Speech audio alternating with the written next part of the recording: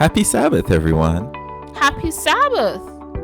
God as Creator is an important theme in the book of Isaiah.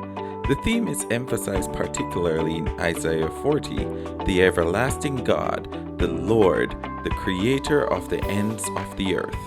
Please stay with us as we recap this week's lesson entitled Rebirth of Planet Earth. Our memory text is taken from Isaiah 65 verse 17. For behold, I create new heavens and a new earth, and the former shall not be remembered or come to mind. Sabbath Afternoon. One day, Billy, having just read a book on astronomy, refused to go to school. His mother took him to the family doctor, who asked, "Billy, what's the matter? Why don't you want to study or go to school anymore?"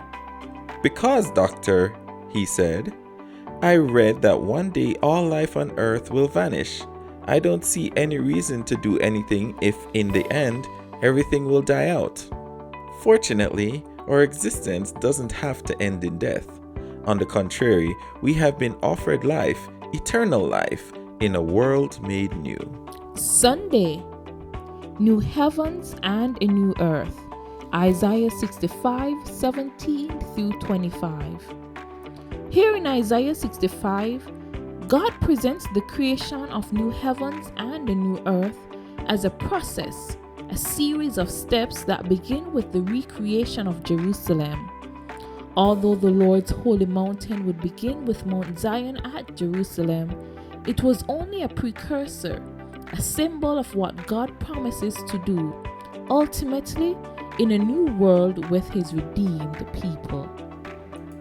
Monday, Divine Magnet, Isaiah 66 verses 1 through 19. Following the destruction of his enemies, God reveals his glory so that he becomes a magnet to draw people to Jerusalem. He sets a sign among them, which is not specified here, but apparently refers to the sign last mentioned by Isaiah. God gives his people joy and peace and restores their land. When he reveals his glory by restoring his people after destruction, this is a sign of his restored favor, just as he gave Noah the sign of the rainbow after the flood.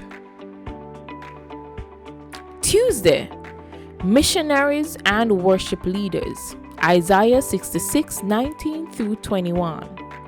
God sent survivors of his destruction out to the ends of the earth, to people who do not know about God.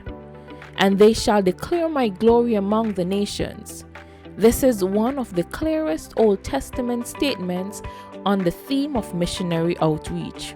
In other words, not only are people to be drawn to the Hebrew nation, but also some of the Hebrew people will go to other nations and teach them about the true God, a paradigm that is explicit in the New Testament. Wednesday, Community of Faith, Isaiah 66 verse 21. In God's New World Order, Gentiles would not only join God's people, but they would also become equal partners with Jews in a combined community of faith that would be a royal priesthood. Therefore, the distinction between Jews and Gentiles would become functionally irrelevant. The elevation of Gentiles did not entitle Jews to grumble that God was unfair in giving them the same reward. Thursday, so shall your seed and your name remain. Isaiah 66, 22 to 24. In the new heavens and the new earth, our seed and our name shall remain forever. We have here a promise of eternal life in a world made new, a world without sin, without death, without suffering, a new heaven and a new earth. The final and complete fulfillment of our Christian faith, the consummation of what Christ had accomplished for us at the cross.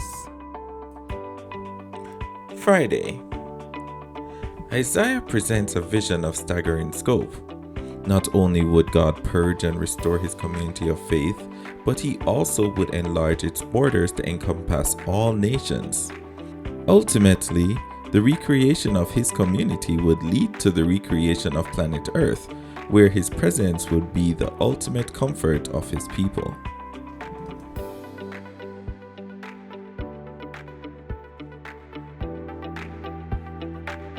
Have a happy Sabbath.